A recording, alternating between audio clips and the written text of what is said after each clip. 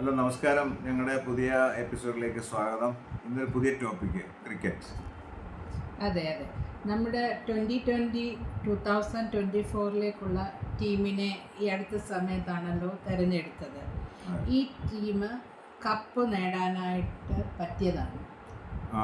അങ്ങനെ നമുക്ക് വളരെ ഒറ്റ ഉത്തരത്തിൽ ഈ ക്വസ്റ്റ്യന് ഉത്തരം പറയാൻ പറ്റില്ല. ബിക്കോസ് ഇത് ഡിപ്പെൻഡ്സ് ഓൺ ഇപ്പോൾ ഫോർ എക്സാമ്പിൾ ഇപ്പോൾ എടുത്ത ടീമിലെ സീനിയർ ആയിട്ടുള്ള കളിക്കാരെല്ലാം ഈ ടീം സെലക്ഷന് ശേഷം IPL കളിച്ച കളിയിലെല്ലാം വളരെ മോശം കളിയായിരുന്നു. ബാറ്റ്സ്മാനും ബൗളേഴ്സും എല്ലാം. അപ്പോൾ അതുകൊണ്ട് അവർ വേൾഡ് കപ്പിൽ പോയിട്ട് കളിക്കത്തില്ല എന്ന് നമുക്ക് പറയാൻ പറ്റില്ല. അതുപോലെ തന്നെ മറ്റുള്ള ടീമിൻ്റെ ഫോമും അവരുടെ ഇതൂടെ നോക്കിയാൽ നമുക്ക് പറയാൻ പറ്റില്ല. മറ്റുള്ള ടീം എങ്ങനെയായിരിക്കും, അവരുടെ ടീം കോൺസ്റ്റിറ്റ്യൂഷൻ എങ്ങനെയായിരിക്കും, അവരുടെ സ്റ്റാൻഡിങ് എങ്ങനെയാണ്, ഇതിൻ്റെയൊക്കെ ബേസിലായിരിക്കും. പിന്നെ ഇറ്റ് ഓൾ ഡിപ്പെൻഡ്സ് ഹൗ ടീമായിട്ട് എങ്ങനെ വർക്ക് ചെയ്യും എന്നുള്ള കാര്യം. പക്ഷേ ഓൺ പേപ്പറിൽ ഒരു നല്ല ടീമായിട്ട് തോന്നുന്നു. കാര്യം ഒരു mix of experience and youths എന്നുള്ളതാണ്. ഇപ്പോൾ രോഹിത് ശർമ്മ, കോഹ്ലി, അങ്ങനെ പിന്നെ എക്സ്പീരിയൻസ് ആയിട്ടുള്ള ആൾക്കാർ, പിന്നെ യൂത്ത്സ്, പിന്നെ ഇതിനിടയിൽ നിൽക്കുന്ന പന്ത്, സഞ്ജു, അങ്ങനെയുള്ള ആൾക്കാർ. സോ ഓൺ പേപ്പറിൽ ഇത് നല്ലൊരു ടീമാണ്. പക്ഷേ ഈ പറഞ്ഞ പോലെ ആണല്ലോ, ഇപ്പം IPL അത് കഴിഞ്ഞിട്ട് അവരുടെ പെർഫോമൻസ് ഒന്നും അത്ര ശരിയല്ലായിരുന്നു. അപ്പോൾ അതുകൊണ്ട് പിന്നെ ഇനിയും കളിക്കില്ല എന്ന് പറയും. ഇപ്പോൾ സഞ്ജു ഓൾസോ അതിന് ശേഷത്തെ ആദ്യത്തെ മാച്ചിൽ 0-ൽ ഔട്ടായി. പക്ഷേ അതിന് ശേഷം ഇപ്പോഴത്തെ ഇന്നത്തെ മാച്ചിനകത്ത് ഈ സ്കോഡ് സ്കിൻഡലൈറ്റിങ് എന്താ പറയുക, വളരെ തകർപ്പനൊരു 86 റൺസ് 56 ബോളിൽ നിന്ന് നേടി. വിജയിപ്പിക്കാൻ പറ്റിയില്ല എന്നുള്ളത് വേറൊരു കാര്യം. അപ്പോൾ അതുകൊണ്ട് ഈ ടീം നന്നായിട്ട് അവരുടെ കാലിബർ അല്ലെ അവരുടെ ഒരു ടാലൻറ്റും അനുസരിച്ചിട്ട് കളിക്കുവാണ് ഈ മെമ്പേഴ്സെല്ലാം. എങ്കിൽ കപ്പ് നേടാൻ സാധ്യതയുള്ള ഒരു ടീം തന്നെയാണ്. പിന്നെ പറഞ്ഞ പോലെ ടീമുകൾ രണ്ടോ മൂന്നോ പേരൊക്കെ ഒരേ സമയം ഫോമിൽ അല്ലാതാവുകയാണെങ്കിൽ ചിലപ്പം ബുദ്ധിമുട്ടും ആവുമായിരിക്കും. അവസാനം സഞ്ജു സാംസനെ ഈ ടീമിലേക്ക് തിരഞ്ഞെടുത്തല്ലോ.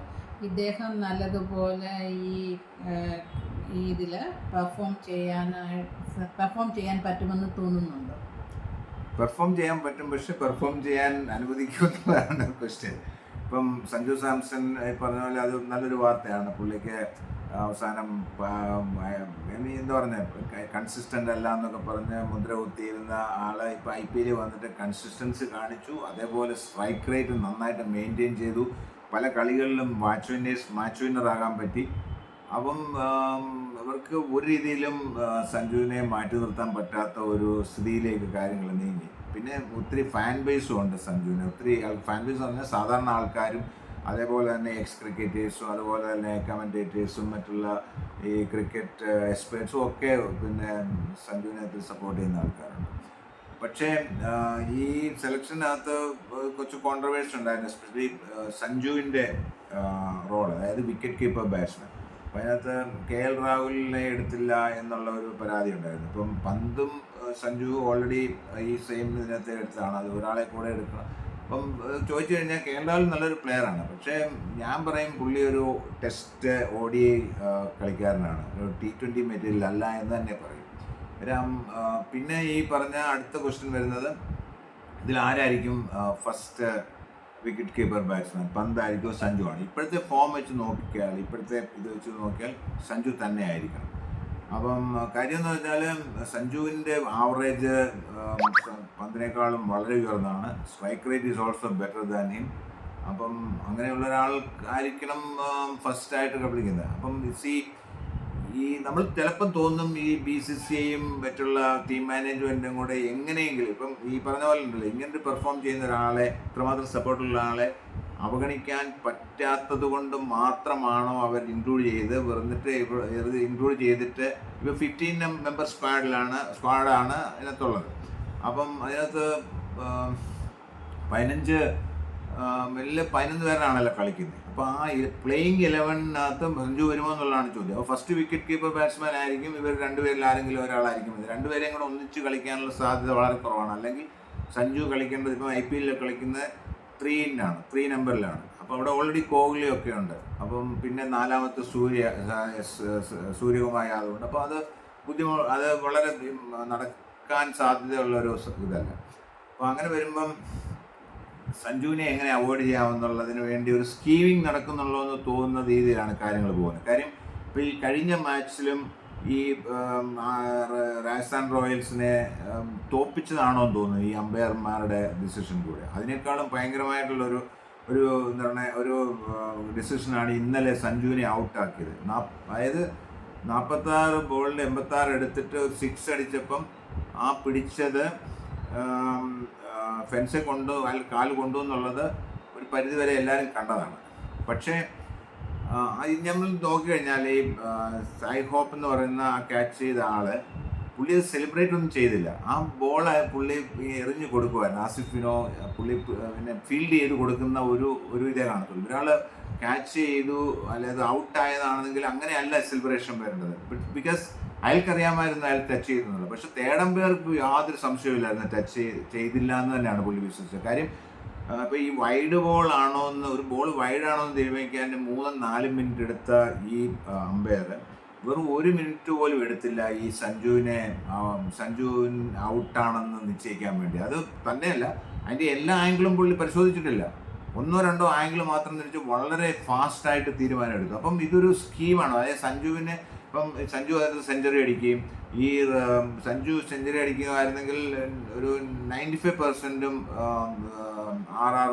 ജയിക്കാനുള്ള സാധ്യതയാണ്. അങ്ങനെ ഒരു ഇതോടെ വന്നു കഴിയുമ്പം പിന്നെ ഒരിക്കലും സഞ്ജുവിനെ ഈ പ്ലേയിങ് 11 അല്ലെ ഫസ്റ്റ് വിക്കറ്റ് കീപ്പർ ബാറ്റ്സ്മാൻ ആയിട്ട് കൺസിഡർ ചെയ്യാതിരിക്കാൻ പറ്റില്ല. ബിക്കോസ് പുള്ളിയുടെ ഇപ്പോഴത്തെ പെർഫോമൻസ് പന്തിനേക്കാളും വളരെ ഉയർന്നതാണ്. അപ്പോൾ അങ്ങനെ ഒരു സാധ്യത അല്ലെ അങ്ങനെ ഒരു സാഹചര്യം ഉണ്ടാക്കാതിരിക്കാനുള്ള ശ്രമമാണോ ഇതിൻ്റെ പുറകിലെന്ന് തോന്നിപ്പോകും. എനിക്കറിയില്ല, അങ്ങനെ ഒരു സംഭവം ഉണ്ടെന്ന്. പക്ഷേ കാണുമ്പോൾ നമുക്ക് അങ്ങനെയാണ് തോന്നിപ്പോകുന്നത്. അപ്പം അതാണ് സഞ്ജു. അപ്പം കാര്യം സഞ്ജുവിനെ എങ്ങനെ അവോയ്ഡ് ചെയ്യണമെന്ന് റിസർച്ച് നടത്തുന്ന പോലെ നമുക്ക് തോന്നും ചിലപ്പം ചില കാര്യങ്ങൾ. കാര്യം T20 വേൾഡ് കപ്പ് നടക്കുമ്പം ഇവിടെ ODIയിലെ മാച്ചസ് കളിപ്പിക്കാൻ ടീമിലെടുക്കും.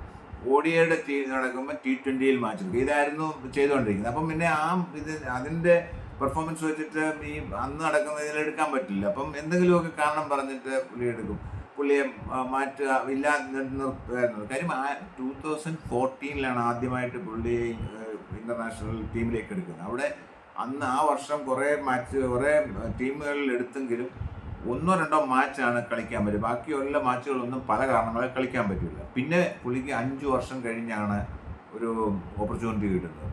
ഈ 5 വർഷം എന്ന് പറയുന്നത് ഒരു ക്രിമിനൽ വേസ്റ്റാണ്. ഒരു ക്രിക്കറ്റ് പ്ലെയറെ സംബന്ധിച്ചോളം അയാളുടെ ഒരു പ്രൈമായിട്ടുള്ളൊരു സമയം ഒരു വേസ്റ്റ് ചെയ്യുമായിരുന്നു ഈ BCCI ടീം മാനേജ്മെൻറ്റും.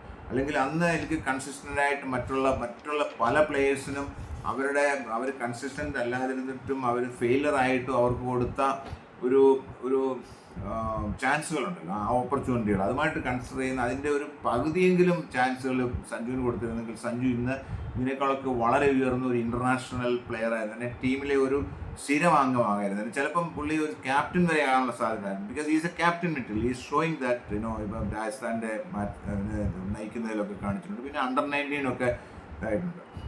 അപ്പോൾ പറഞ്ഞു തന്നെ വെച്ചാൽ ഇതൊരു കോൺസ്പിറസി ആണെന്ന് തോന്നുന്ന രീതിയിലാണ് പല കാര്യങ്ങളും നടക്കുന്നത്. ഇപ്പം പക്ഷേ സഞ്ജുവിനെ ഇനിയും ഞാൻ പറഞ്ഞില്ല, ഇനിയും കുറേ മാച്ചസുകൾ പിന്നെ നടക്കാനുണ്ട്.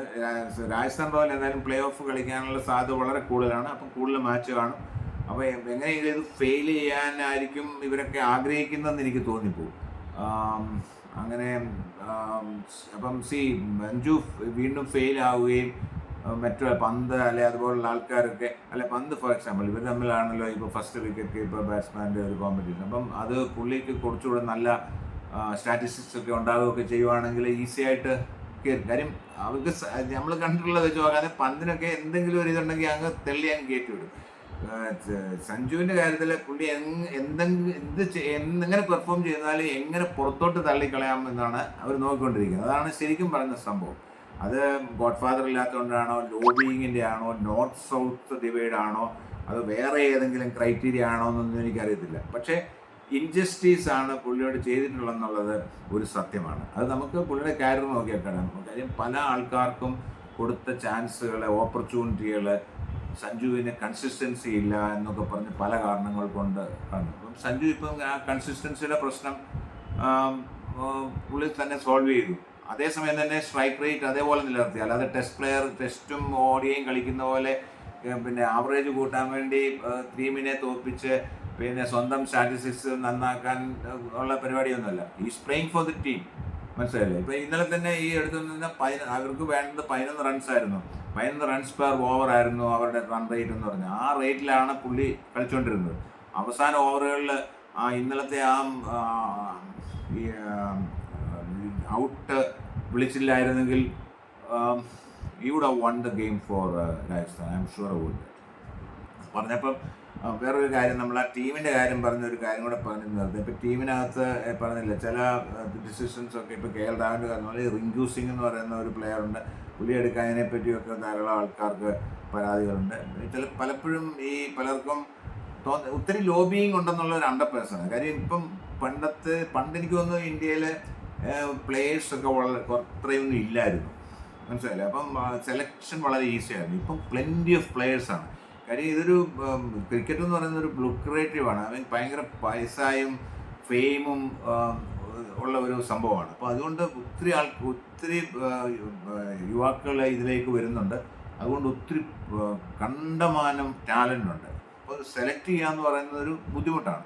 അപ്പോൾ ആ സെലക്ഷനിൽ അങ്ങനെ വരുമ്പോഴാണ് ഈ പൊളിറ്റിക്സ്, ലോബിയിങ്, പിന്നെ ചിലരുടെ താല്പര്യങ്ങൾ, ചില റീജിയൻ്റെ താല്പര്യങ്ങൾ, ചില പൊളിറ്റിക്സ്, ശരിക്കും പൊളിറ്റിക്കൽ പാർട്ടികളുടെ സപ്പോർട്ടോ അല്ലെങ്കിൽ ഇതിനകത്തുള്ള പൊളിറ്റിക്സോ ഒക്കെ ഇതിനകത്ത് വരുന്നുണ്ടെന്നുള്ളൊരു സത്യമാണ്. മനസ്സിലായില്ലേ? അപ്പോൾ അങ്ങനെയാണ് പല ടീംസിനും. അപ്പം ചില പറയുമ്പോൾ റിങ്കു സിംഗിനെ എടുത്തില്ല, ശിവസു എടുത്തു, ചാഹലിനെ എടുത്തു, ചാഹലിനെ അങ്ങനെ ഒത്തിരി അലിഗേഷൻസ് വരാറുണ്ട്. ഇപ്പം രാഹുലിനെ എടുത്തിരുന്നെങ്കിൽ പറഞ്ഞാൽ അതും പൊളിറ്റിക്സ് ആണെന്ന്. ബിക്കോസ് രാഹുലിനെ T20 അർഹിക്കുന്നില്ല എന്നുള്ളതാണ് സത്യം. എനിവേ, ഈ ടീം പോയി വിജയിക്കട്ടെ, കപ്പ് കൊണ്ടുവരട്ടെ.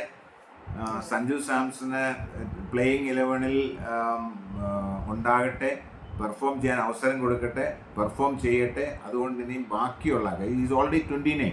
മനസ്സിലായില്ലേ? അതായത് ഒരു 24 വയസ്സ് 19 വയസ്സിലെങ്ങാണ്ടാണ് പുള്ളി ക്രിക്കറ്റിലേക്ക് വരുന്നത്. അപ്പോൾ അത് കഴിഞ്ഞിപ്പം നമുക്കറിയാം 2019 മുതൽ എത്ര വർഷം, അല്ല 2014 മുതൽ അത്ര 5 ഇയേഴ്സ് കളഞ്ഞ് അത് കഴിഞ്ഞിട്ടും പുള്ളിക്ക് അത്ര വലിയ കാര്യമായ അവസരങ്ങളൊന്നും കിട്ടിയിട്ടില്ല എന്നുള്ളതാണ്. അപ്പോൾ ഇത്രയും വർഷത്തിനകം പുള്ളി കൂടെ കളിച്ചിട്ടുള്ള T20 എന്ന് പറഞ്ഞാൽ 22 ഇന്നിങ്സാണ് ഇൻ്റർനാഷണൽ കളിച്ചിട്ടുള്ളത് ഒരു മനുഷ്യൻ. ഒരു കളിക്കാൻ ഒന്ന് ആലോചിച്ച് നോക്കി. അപ്പം അത് ഒരു ഇൻജസ്റ്റിസ് തന്നെയാണ്. അപ്പം അങ്ങനെ എങ്ങനെ ടീമിൽ കയറ്റാതിരിക്കാമെന്നുള്ളതിനെ പറ്റി റിസർച്ച് നടത്തി അതിനുള്ള പരിപാടികൾ ചെയ്യുന്നതായിട്ട് നമുക്ക് തോന്നിപ്പിക്കുന്ന വിധമായിരുന്നു കാര്യങ്ങൾ നടത്തിക്കൊണ്ടത്. എനിവേ, ഈ അവസരത്തിലെങ്കിലും പുള്ളിയെ ഒഴിവാക്കാൻ പറ്റാത്ത ഒരു സാഹചര്യത്തിൽ ഒഴിവാക്കത്തില്ലെന്നും കളിക്കാൻ അവസരം കിട്ടുമെന്നും പെർഫോം ചെയ്യുമെന്നും ഇത് പുള്ളിയുടെ ഒരു ചവിട്ടുപടിയായിട്ട് ഇനി ബാക്കിയുള്ള കുറേ വർഷങ്ങൾ, ഒരു 3-4 വർഷമെങ്കിലും കളിക്കാൻ പറ്റട്ടെ, ഇന്ത്യൻ ടീമിനെ നയിക്കട്ടെ. നമ്മുടെ ഇന്ത്യ ടീം എല്ലാവരുടെയും സഞ്ജുവിൻ്റെയും മറ്റുള്ളവരുടെയും കളി ജയിക്കാൻ പറ്റട്ടെ. All the best to the Indian team. Thank you.